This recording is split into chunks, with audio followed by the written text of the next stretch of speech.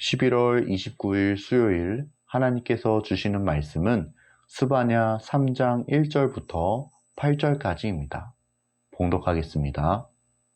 패역하고 더러운 곳, 포악한 그 성읍이 화 있을진저, 그가 명령을 듣지 아니하며 교훈을 받지 아니하며 여호와를 의뢰하지 아니하며 자기 하나님에게 가까이 나아가지 아니하였도다. 그 가운데 방백들은 부르짖는 사자요, 그의 재판장들은 이튿날까지 남겨두는 것이 없는 저녁 일이요, 그의 선지자들은 경솔하고 간사한 사람들이요, 그의 제사장들은 성소를 더럽히고 율법을 범하였도다. 그 가운데에 계시는 여호와는 의로우사 불의를 행하지 아니하시고 아침마다 빠짐없이 자기의 공의를 비추시거늘 불의한 자는 수치를 알지 못하는도다.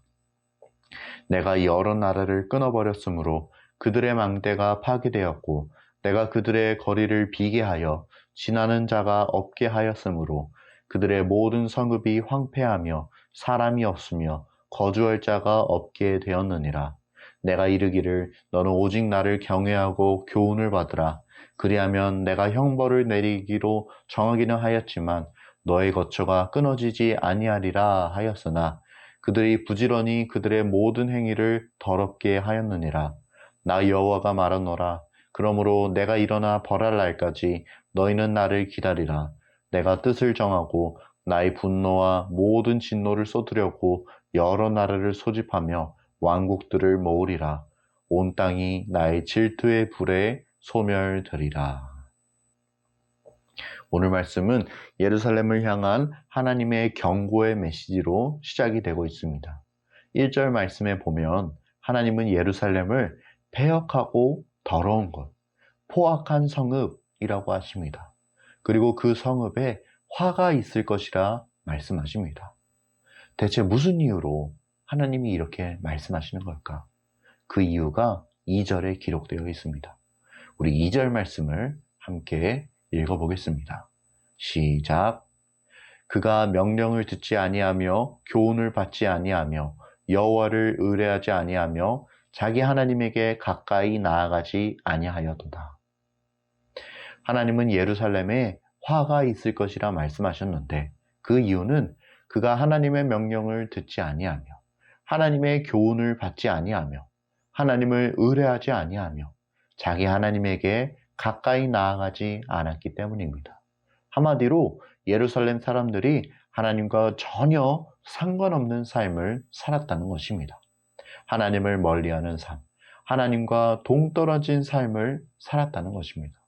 그리고 우리 하나님은 그러한 예루살렘을 향해 경고의 메시지를 전하고 계십니다. 그렇다면 이러한 경고를 받은 이스라엘의 구체적인 삶의 모습은 어떠하였는가? 그들의 행실은 어떠하였는가? 그 내용이 3절과 4절에 기록되어 있습니다. 그 가운데 방백들은 부르짖는 사자요, 그의 재판장들은 이튿날까지 남겨두는 것이 없는 저녁 일이요, 그의 선지자들은 경솔하고 간사한 사람들이요, 그의 제사장들은 성소를 더럽히고 율법을 범하였도다. 먼저 하나님은 방백들을 향해 말씀하십니다. 방백은 쉽게 말해 정치적인 지도자라고 할 수 있습니다. 그런데 하나님이 그 방백들을 부르짖는 사자에 비유하십니다. 방백들이 호시탐탐 먹잇감을 노리는 사자와 같다는 것이죠. 그들은 백성의 소유를 빼앗아 그들의 배를 불리는 자들입니다. 다음으로 재판장들은 이리에 비유되고 있습니다. 이것은 재판장들이 가지고 있던 탐욕과 약탈성을 의미하고 있는 표현입니다. 그들은 배가 고픈 이리가 먹이를 남겨두지 않고 그것을 다 먹어치우는 것처럼 재물을 축적하기 위해 국운 재판을 하는 것을 서슴지 않았습니다. 다음으로는 선지자입니다. 선지자가 누구입니까? 하나님의 음성을 듣고 그분의 뜻을 백성들에게 전하는 자가 아닙니까? 그런데 예루살렘의 선지자들은 경솔하고 간사하여 거짓된 메시지를 선포하고 자신의 욕심을 채우는 일에 이를 사용하였습니다. 마지막은 제사장들입니다. 제사장은 성전의 일을 하며 제사를 집례하는 일을 맡은 자입니다. 그러나 그 누구보다 정결하고 성결해야 할 이들이 하나님의 성소를 더럽혔습니다. 하나님의 율법을 범하였습니다. 정치적인 지도자나 종교적인 지도자 할 것 없이 모두가 하나님 앞에 죄를 범하고 있는 것입니다.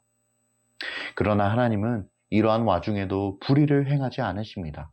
매일 아침 그분의 공의를 사람들에게 비추어 주십니다. 그 내용이 5절에 기록되어 있지요.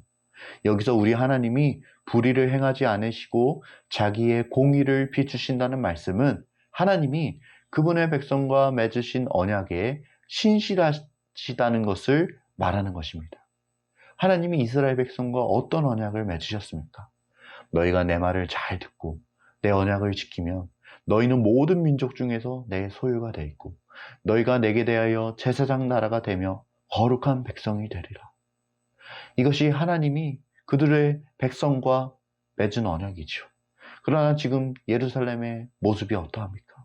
하나님과의 언약에 얼마나 신실하지 못한 모습을 보이고 있습니까? 그들은 완전히 일방적으로 하나님과의 언약을 파기해버리고 말았습니다. 그렇지만 우리 하나님은 그럼에도 불구하고 여전히 그 언약을 붙들고 계시다는 것입니다. 여전히 그 언약을 지키고 계시다는 것입니다. 이스라엘이 회개하고 다시 돌이킨다면 그들을 다시금 맞아주시고 자기의 백성으로 삼아주시려고 기다리고 계시다는 것입니다. 하나님이 그들에게 기회를 주고 계시다는 것이죠. 그러면서 하나님은 그분이 다른 나라들을 어떻게 심판하셨는지를 말씀하십니다. 6절에 보면 내가 여러 나라를 끊어버렸으므로 라는 표현이 나오지요. 이것은 우리 하나님이 이미 심판하셨던 그런 나라들을 의미합니다. 그분의 심판을 받은 나라들이 망대가 파괴되었고 거리가 비게 되었으며 성읍이 황폐해져서 거주할 자가 없게 되었습니다. 정말 두렵고 떨리는 그러한 심판의 메시지입니다. 그런데 하나님이 이것을 말씀하신 까닭은 예루살렘도 이렇게 망하게 하시겠다 하는 것이 아닙니다. 오히려 하나님은 그들도 이러한 자들처럼 되지 않도록 하나님께 돌이키기를 원하시는 것입니다. 7절 말씀에 그러한 하나님의 마음이 잘 드러나고 있지요. 내가 이르기를 너는 오직 나를 경외하고 교훈을 받으라. 그리하면 내가 형벌을 내리기로 정하기는 하였지만 너의 거처가 끊어지지 아니하리라. 하지만 예루살렘은 끝끝내 하나님께로 돌이키지 아니하고 결국 바벨론 군대에 의해 멸망을 당하고 맙니다. 하나님이 스바냐 선지자를 통해 주신 그 예언이 그대로 이루어진 것입니다. 오늘 말씀 8절에 그 내용이 기록되어 있지요. 나 여호와가 말하노라. 그러므로 내가 일어나 벌할 날까지 너희는 나를 기다리라. 내가 뜻을 정하고 나의 분노와 모든 진노를 쏟으려고 여러 나라를 소집하며 왕국들을 모으리라. 온 땅이 나의 질투의 불에 소멸되리라. 하나님은 패역한 이스라엘이 돌이키기를 정말 오랜 기간 기다리셨습니다. 그러나 이스라엘은 마지막까지 하나님께로 돌이키지 아니하였고 그들은 결국 하나님의 말씀대로 심판을 받게 되었습니다. 하나님의 분노와 진노가 그 땅에 부어지게 된 것입니다. 여기까지가 오늘 우리가 읽은 본문의 내용입니다. 오늘 주시는 메시지입니다. 첫째, 우리 모두는 하나님 앞에 회개해야 할 죄인이다. 오늘 말씀에는 예루살렘의 죄악이 구체적으로 드러나고 있습니다. 특별히 정치적인 지도자들, 종교적인 지도자들의 잘못이 눈에 들어옵니다. 물론 그들이 하나님 앞에 죄를 범하였지요. 힘없는 백성들을 얼마나 괴롭혔는지 모릅니다. 그러나 우리가 이 말씀을 읽으면서 다른 누군가의 잘못을 지적할 뿐 내 안에 있는 죄를 바라보지 못한다면 그것 또한 잘못된 일입니다. 왜냐하면 말씀은 이 땅 위에 사는 우리 모두가 죄인이라고 말씀하고 있기 때문입니다. 모든 사람이 죄를 범하였음에 하나님의 영광에 이르지 못하더니. 로마서 3장 23절의 말씀입니다. 말씀은 어느 한 사람도 이 죄의 문제에 있어 자유롭지 못하다고 이야기합니다. 어떤 특정한 누군가만 죄가 있는 것이 아니라 나 또한 하나님 앞에 죄인의 모습으로 서 있다는 것입니다. 오늘 말씀 1절에 보면 패역하고 더러운 곳, 포악한 그 성읍이 화 있을진저 라고 기록되어 있지요. 하나님은 예루살렘을 향해 패역하고 더러운 누군가, 패역하고 더러운 어떤 특정 인물을 말씀하신 것이 아닙니다. 오히려 하나님은 그 성읍 안에 사는 모두가 하나님 앞에 범죄하였음을 말씀하고 계십니다. 다른 누군가의 죄가 아닌 나의 죄를 말씀하고 계신 것이죠. 그러니 정말 이 죄의 문제에 있어서는 너나 할 것 없이 우리 모두가 하나님 앞에 회개해야 하는 것입니다. 다른 사람 손가락질 할 것 없습니다. 다른 누군가의 일에 쑥덕대고 그러할 것도 없습니다. 내가 먼저 하나님 앞에 회개해야 합니다. 내가 먼저 하나님 앞에 겸손해야 합니다. 그리고 다른 이들을 위해 중보하는 것입니다. 하나님이 이 성읍 위에 내리신 화를 거두어 주시기를, 하나님이 이 땅을 긍휼히 여기사 돌이키게 하시기를, 내가 먼저 회개하고 이 땅을 위해 중보하는 것입니다. 우리 모두는 하나님 앞에 회개해야 할 죄인입니다. 우리가 이것을 기억하길 원합니다. 둘째 주시는 메시지입니다. 심판의 날이 이르기 전 죄악에서 돌이키라. 하나님은 오늘 우리에게 무서운 심판의 메시지를 전하고 계십니다. 6절 말씀을 한번 떠올려 보십시오. 하나님의 심판을 받아 아무도 그 길에 다니지 아니하고 오직 황폐함만 남아있는 그 성읍의 모습을 말입니다. 그러나 아까도 이야기했듯이 우리 하나님이 이것을 말씀하신 이유는 너희도 이같이 아주 망하게 만들어버리겠다, 이것이 아닌, 내가 다른 나라들을 이렇게 망하게 하였으니 너희는 죄악에서 돌이켜 이러한 심판을 피하라는 것입니다. 즉, 우리 하나님은 비록 심판의 메시지를 말씀하고 계시지만 여전히 그분의 백성이 돌이키기를 기다리고 계신 것입니다. 우리 하나님이 얼마나 자비하십니까? 얼마나 긍휼이 많으십니까? 우리는 하나님과의 언약에 신실하지 못하였지만 그분은 여전히 우리에게 기회를 주고 계십니다. 그러나 동시에 우리가 꼭 알아야 할 것이 있습니다. 그것은 이러한 하나님의 인내하심과 기다리심이 영원히 지속되지는 않는다는 것입니다. 하나님은 분명 인내하십니다. 우리를 기다리십니다. 우리에게 기회를 주십니다. 단, 심판의 날이 이르게 되면 우리는 돌이킬 수 없습니다. 오늘 말씀 8절을 한번 떠올려 보십시오. 거기 하나님이 뭐라고 말씀하셨습니까? 하나님이 이 땅을 심판하실 날을 위해 나라를 소집하며 왕국들을 모은다고 말씀하셨습니다. 우리가 죄를 지을 때에 나에게 곧장 그 심판이 임하지 않을 수 있습니다. 어쩌면 여러 번 죄를 짓는다 해도 그것이 들통나지 않을 때도 있습니다. 그러나 이것은 하나님이 우리의 죄악을 모르시기 때문이 아니라 우리에게 돌이킬 기회를 주고 계시기 때문입니다. 하나님은 이미 모든 것을 다 알고 계십니다. 다 아시면서도 기다려주시는 것입니다. 우리가 돌이키기를 바라며 말입니다. 우리는 이스라엘의 역사를 보며 교훈을 얻어야 합니다.